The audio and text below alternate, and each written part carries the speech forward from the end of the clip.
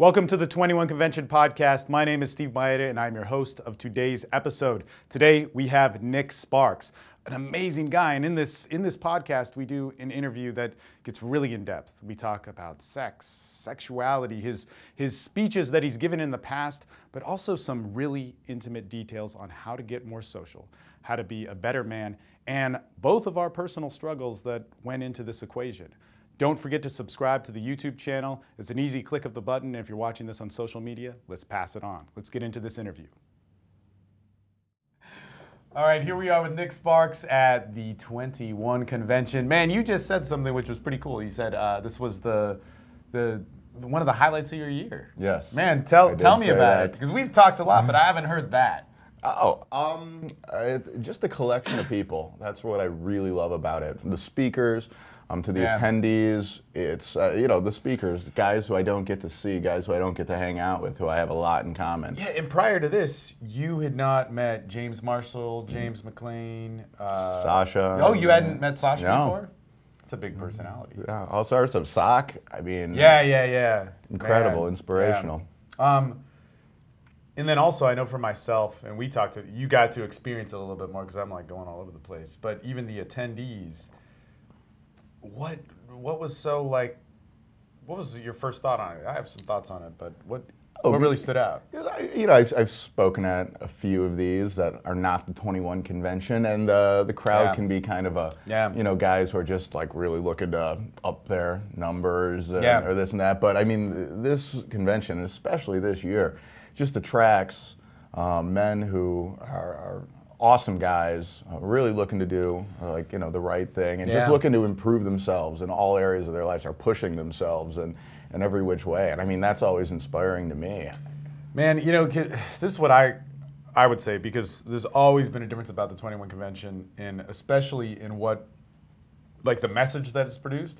But in this year, you really saw the manifestation of speakers and attendees going all in the same direction. It was just really cool, So everybody had the right mentality, whether it had to do with diet, bettering their lives. I mean, you just heard a different voicing of living a better life and, the meaning of social. I mean, God, dude, the speeches. What was your favorite speech, man? Socrates. Yeah.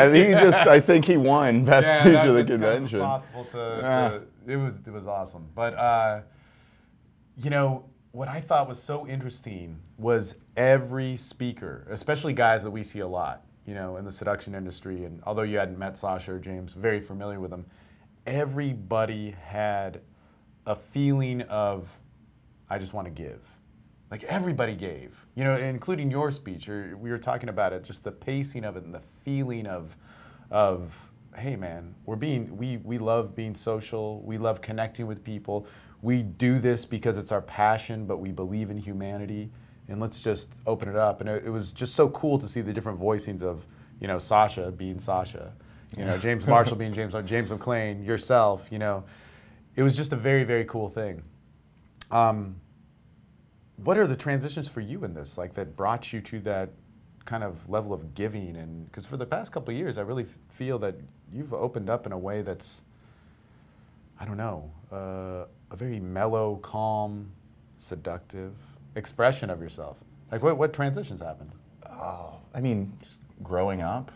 It's practicing what I preach instead of, because any guy who's working in this industry will tell you get into it because you're trying to figure stuff out for yourself. You're trying to improve yourself along these lines as well. And every single guy I work with, I learn something new. And if I'm going to be an example to people, I've got to internalize it. I've got to be able to bring it myself. And then with this event especially, I always feel like I've got to bring my best. Everybody else is. Man. Anthony always is. And so just to kind of deserve to be on that stage with everybody else, I've got to make sure that I'm resting as much as I can before my speech. I'm giving as much as I can to the guys who are all bringing everything that they've got themselves.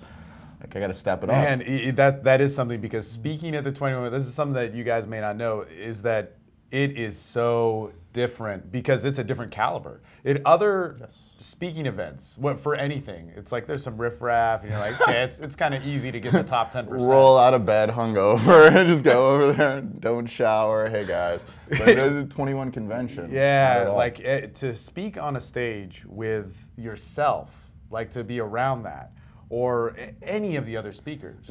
Some of the top guys in health, some of the top guys in the world in fitness. Like doctors, yeah, you know? MDs, and I'm supposed to be up there with them. That's the crazy thing about like the guys in the seduction industry is we tend to be people that just, you know, kind of go about life in this way. And I was a philosophy major. Yeah, hey, at least you went to school, you know? I mean, like, a lot of us didn't. But we're actually on stage with these like academics. You know, after this, we got... we have guys with actually I just interviewed a guy with a PhD, and we have another guy with a PhD, and it's just such an interesting thing. And I think that's something that the 21 Convention, Anthony, everybody involved in it has put out there, that, you know, living your life, living your expression, living what you're truly passionate about, you can get to this expert level of, you know, spreading a good word.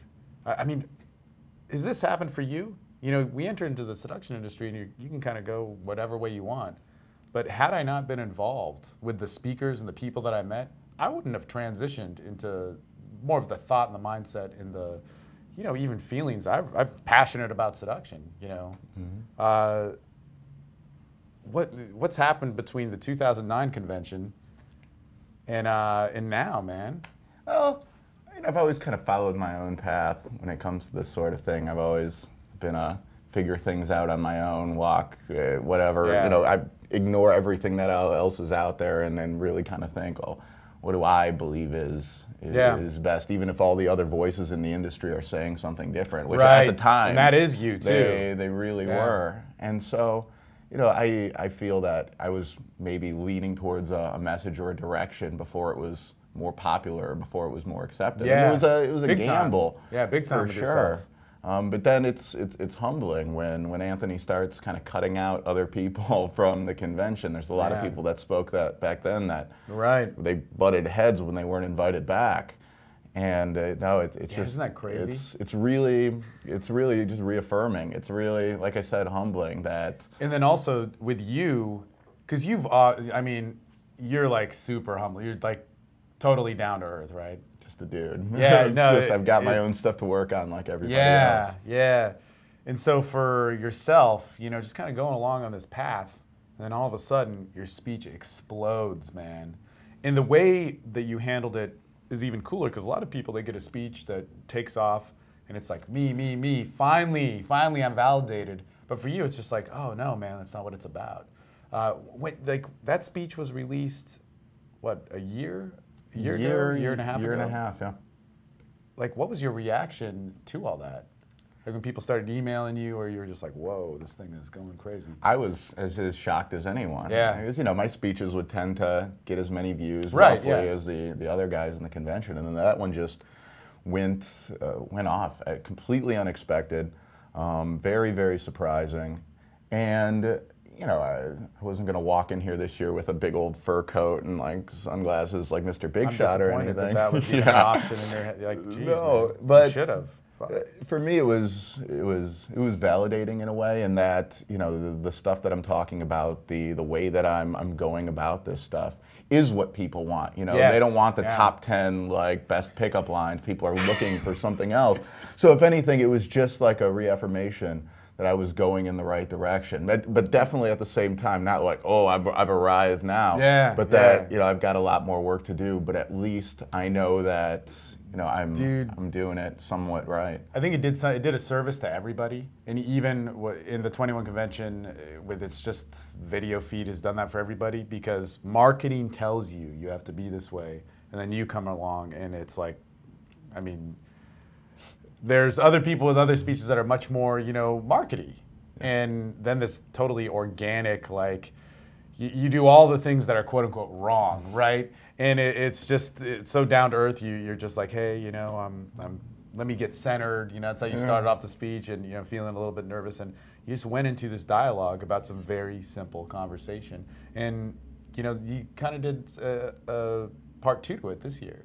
You know, with the whole how to be sexual element. It's a continuation. Like Yeah. the two speeches, like you can't have one without the other really when Right. it comes to communicating, especially with women. And sexuality is just as much of a natural expression Yeah. as anything else, and it needed to be said. So Yeah. glad I got the opportunity. It was really good, man. I mean, I was in the back of the room, and you could feel it, you know. And I think that was your point, was to get into what's within you. And It's not about the words. thinking. Yeah. It's not about the thoughts. Yeah. It's only going to get in your way. You know, you said something when we were talking about the speech.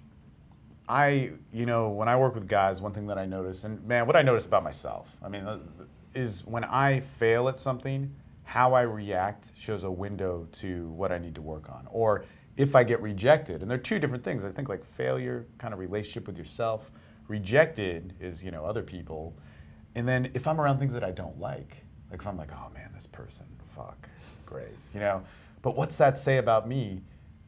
But I think also with how we deal with success, you know, and what did that teach you, you know, or what kind of, it was validating in a way when you saw, you know, shoot, man, doing my things my own way. Because at the time, like, all these satellites of people that you probably weren't connected to, you know, may have been doing the right thing in the seduction industry, the dating industry, but you're kind of like alone with it.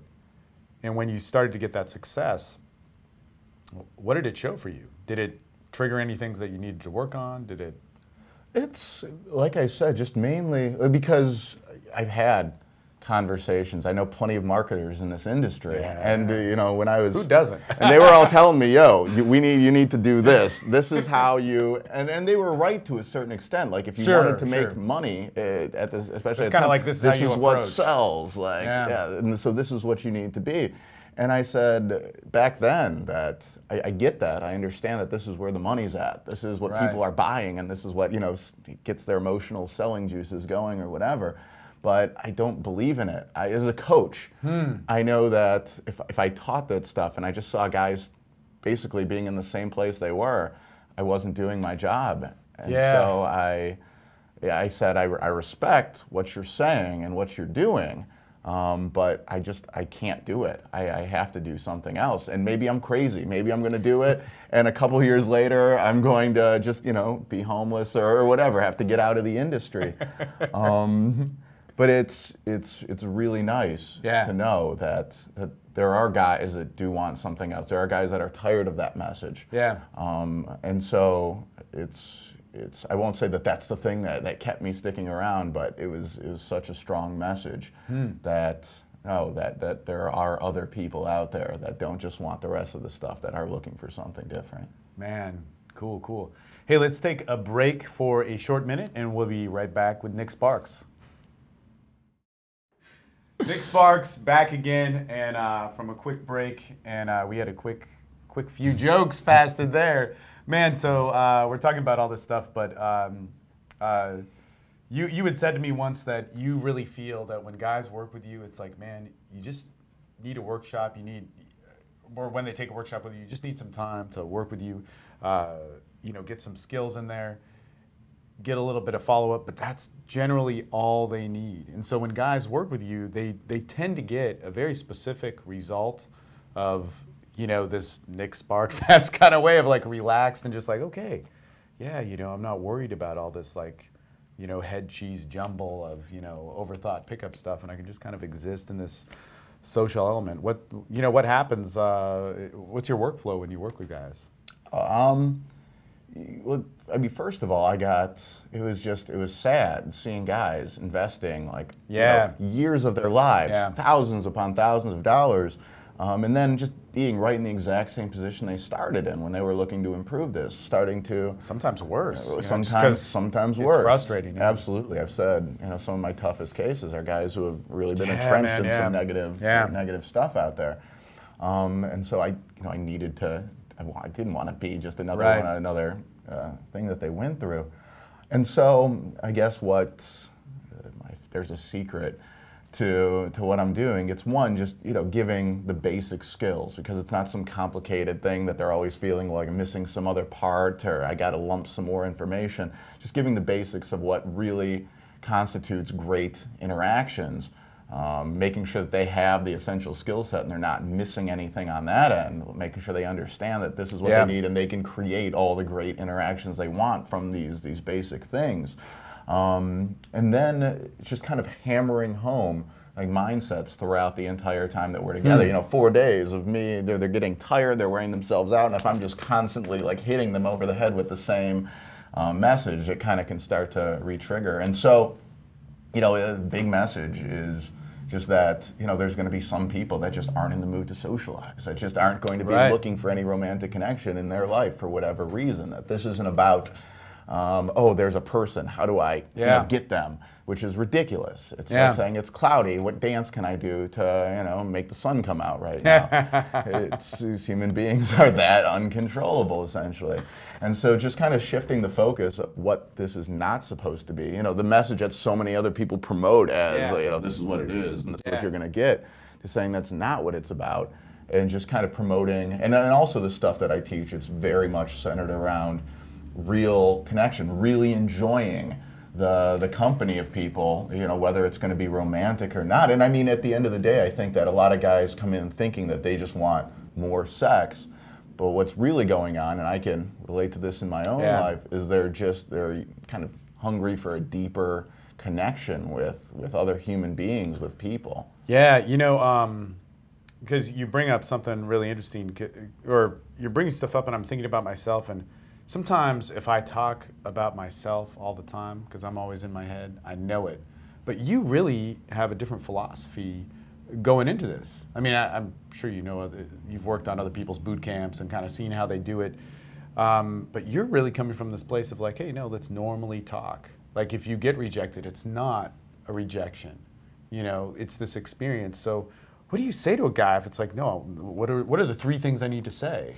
You know, if I'm coming to you and saying like, well, how do I approach? Give me 3 things that I can do. I'm saying it's that mindset that's just creating this cycle of like misery and failure and frustration that you're getting in. That it's not about that. If you're looking for that, you're going to be looking for the rest of your life, and you're never going to get anywhere. Right. It's like, what do you want? Do you want the top 3 things to say, or do you want to be happy? Do you want? And then some guys are like, nope, I still want the top 3 things to say. Yeah. Like when you're so frustrated, I mean, when you're in pain and you can't see beyond that. So with a guy like that, you just say, hey man, relax and go work on yourself, or?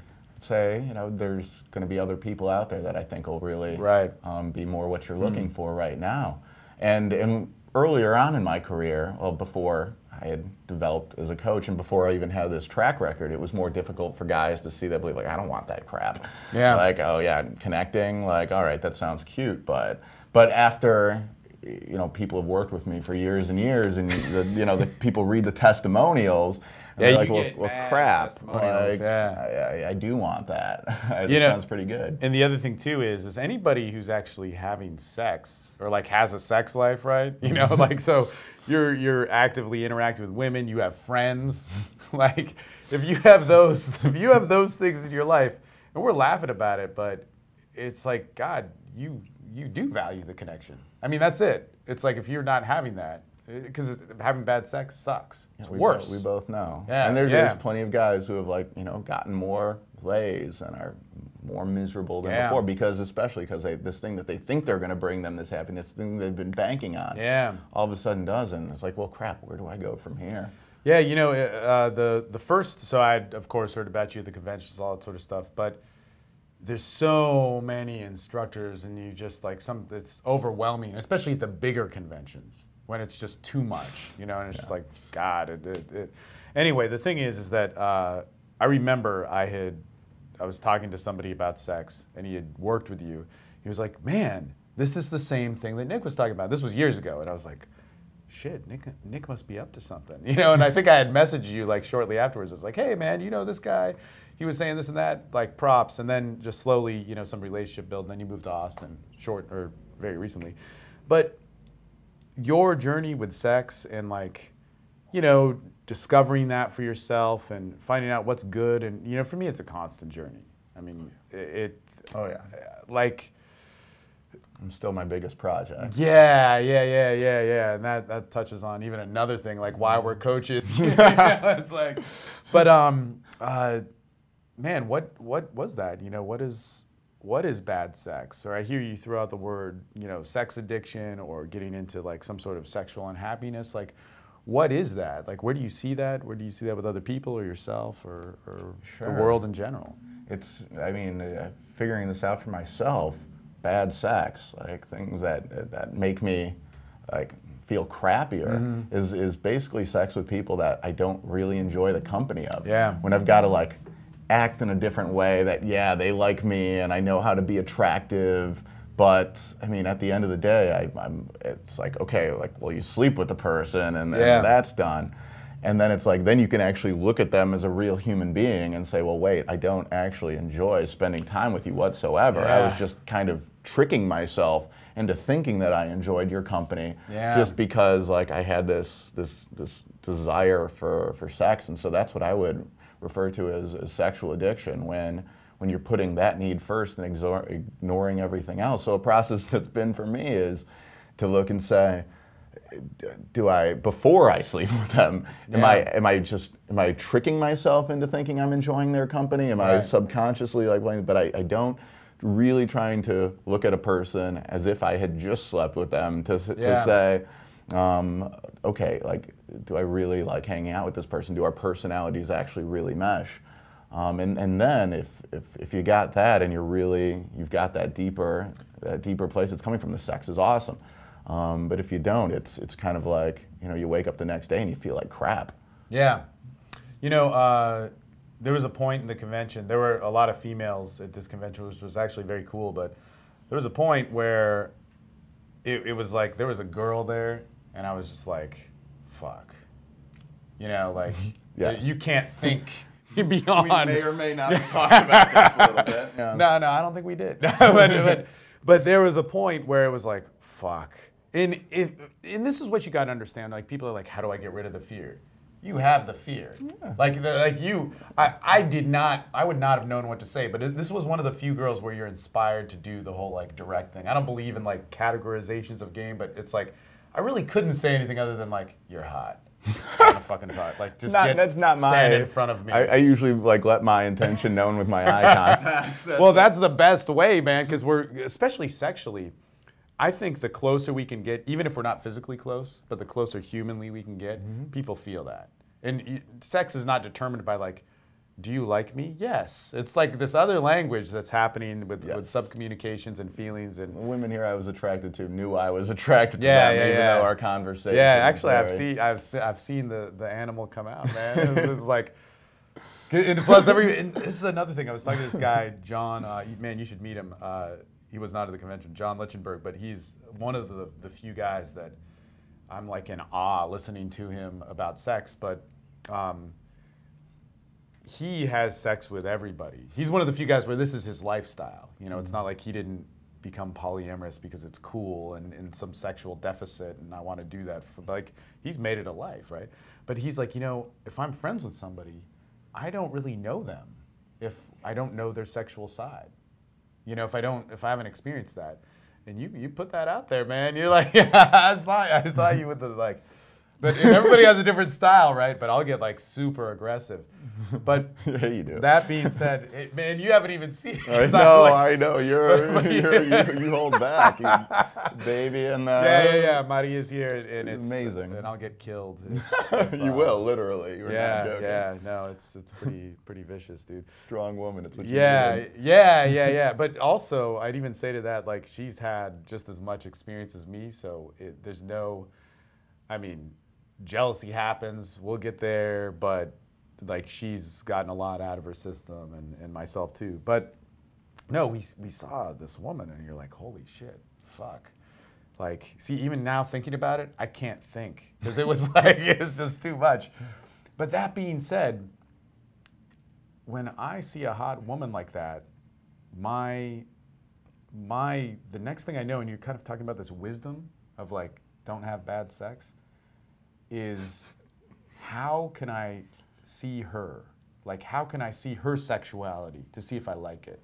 It doesn't necessarily have to be her emotion, but that could be part of it. But how can I see what she's about?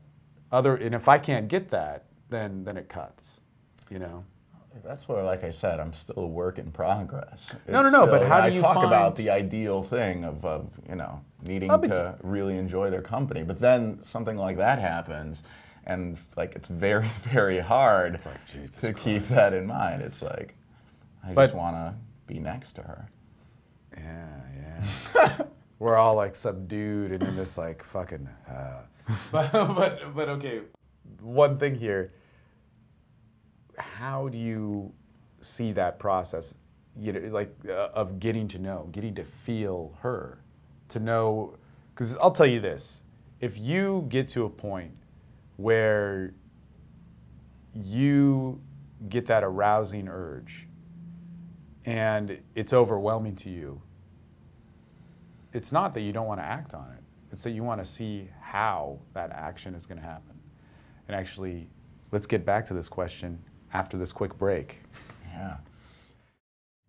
So yeah, we're back, and how do you deal with that? The discovery, Sure. Well, it's really, I'd say, plugged into so much of what I teach. Like, what I teach isn't really about actively doing something to be attractive. Yeah. It's about just, putting out very basic things, putting out eye contact, making that, seeing how they respond, just, asking them questions, stuff I talked about 2 years ago at the convention, of just really being curious, showing just genuine interest in who they are, what they're about, and then leaving them space, and then seeing what they do, what they say, who they are, and, and as they open that up, show be honest with myself. Is this something that I'm really enjoying? Is this something that, not just, she's hot, so I'm going to love everything that she says, but is this something I'm jiving with? Is this something I appreciate? And I've got enough experience to see how women can act one way and it's awesome, and women can act another way and it turns me off.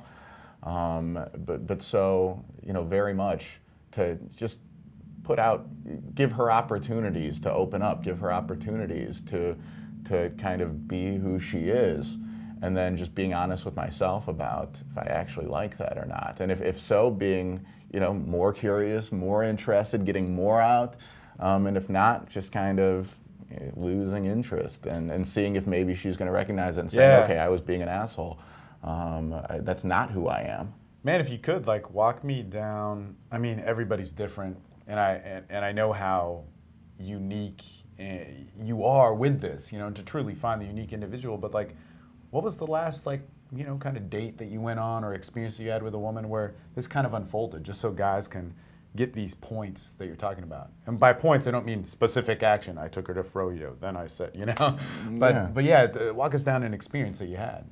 I'd say there's, the majority of every so often, and it's a rare thing, you find the people that you really just click with, where talking is you just start talking to them and it's the best thing in the world. It's easy as can be. There's nothing else you'd rather do. Exactly. It's the best. I mean, so there's there, but then, those don't happen that often in your life. Those are more few and far between. So a question I get a lot is, well, how do you enjoy the interim?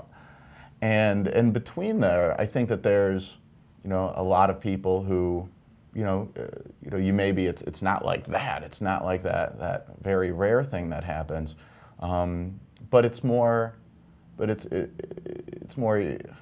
geez, how do you even describe that? Your values are relatively the same. You care about the same things. They're a decent human being.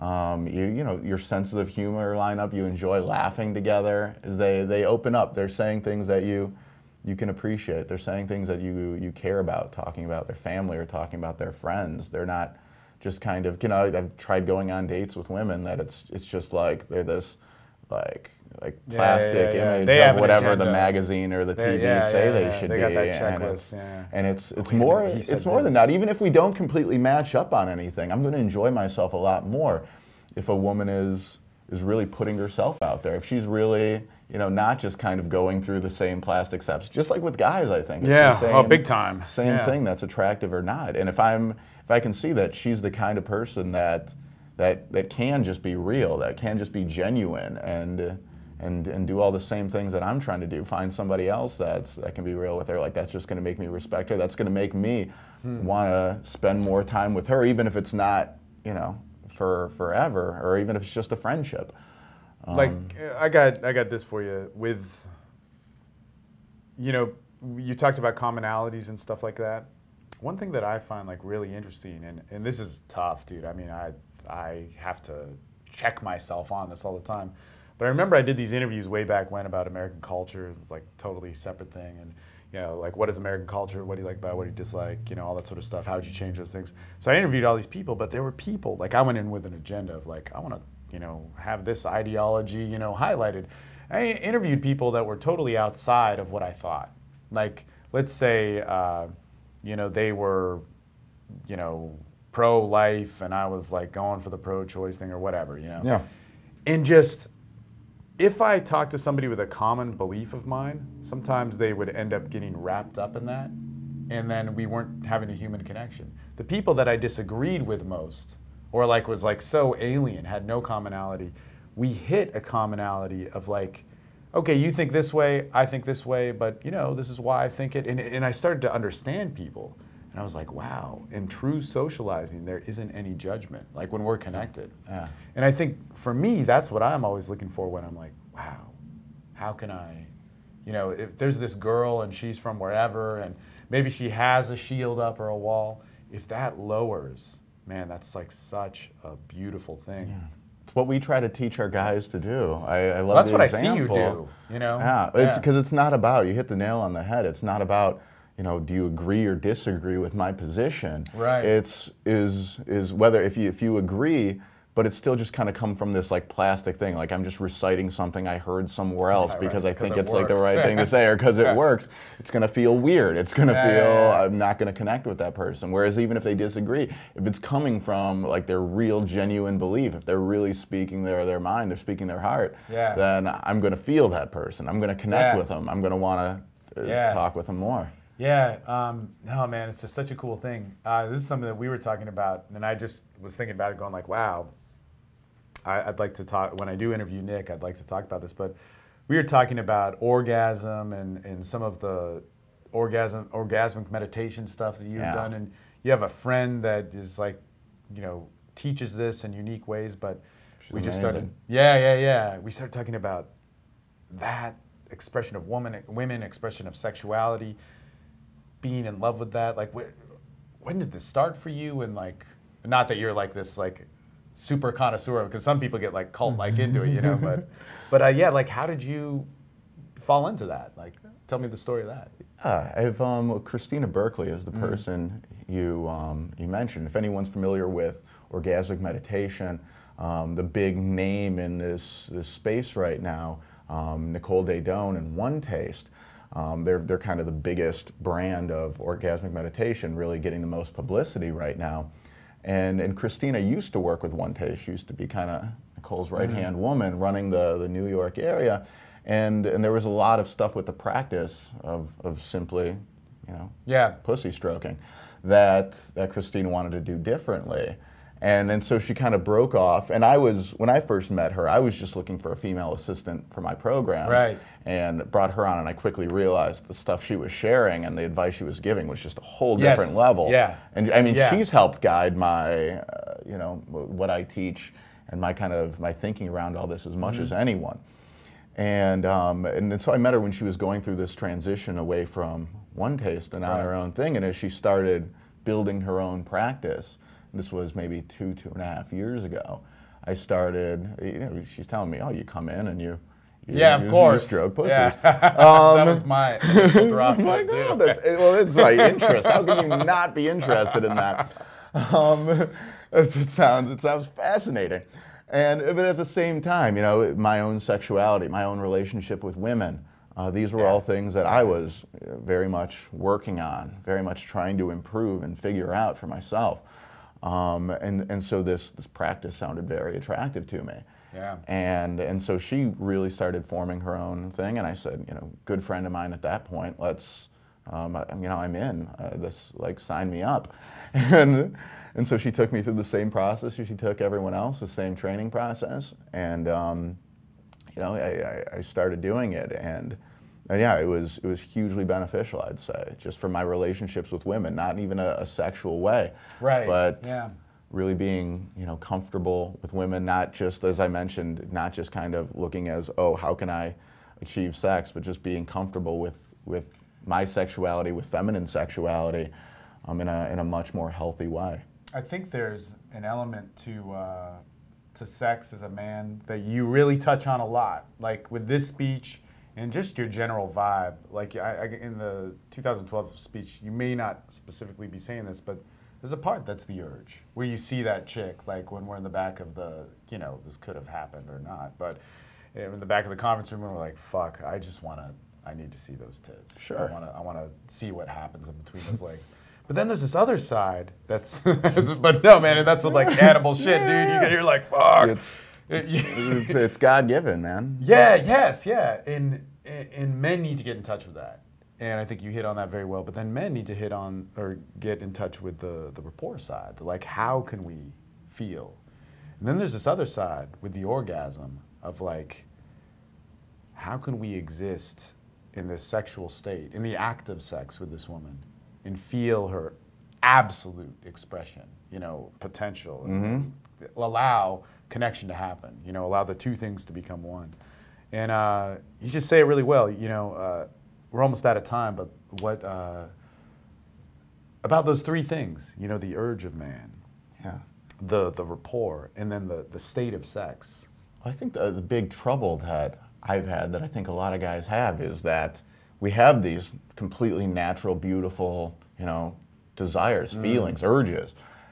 But then it's like we've been trained in our society, we've been trained in our upbringing to quickly, like our ego just takes over, our head takes over. Oh yeah, I want her because it'll be this status and I'll feel so good about myself when I'm banging this hot chick. Right. And it becomes this just mental process, and then the mental, well, how can I get her? How can I can achieve that? And we completely cut ourselves off. Like it comes from a great place, but then we just kind of are taught our entire lives to make it about this ego-driven thing. Yeah. And so to kind of learn to, you know, when that's happening, to not just flee off into this kind of unhealthy place with it, but to learn to keep it where it belongs, to keep it. And that's why the practice is called Orgasmic Meditation, because you're experiencing the sexuality, but it's really more about learning to meditate on those feelings, learning to hold them. And be present with that natural urge. And if you're coming from that place, it's gonna feel good. It's gonna, for yourself, for the other people around you. But you know, once it becomes this kind of mental process, this ego-driven process, it's gonna make everybody kind of less satisfied and less happy with it. Man, no, that's badass. That's beautiful. That's beautiful. Nick Sparks, how do we find out about you? SparksOfAttraction.com. My upcoming book, Attraction, Make Women Want You and Men Respect You, should be hitting the bookshelves in the next month or two, so check that out. Man, can't wait. It'd be awesome. Good to have you, man. Pleasure, Steve. Wow, guys, that was a cool podcast. Man, just an awesome experience. If you guys could leave some feedback, leave a comment. We'll get back to you if you give us some thumbs up, some likes, and don't forget to hit the subscribe button so you can be a part of this awesome movement and following that we're doing here at the 21 Convention. I'm Steve Mayeda, and we're signing off.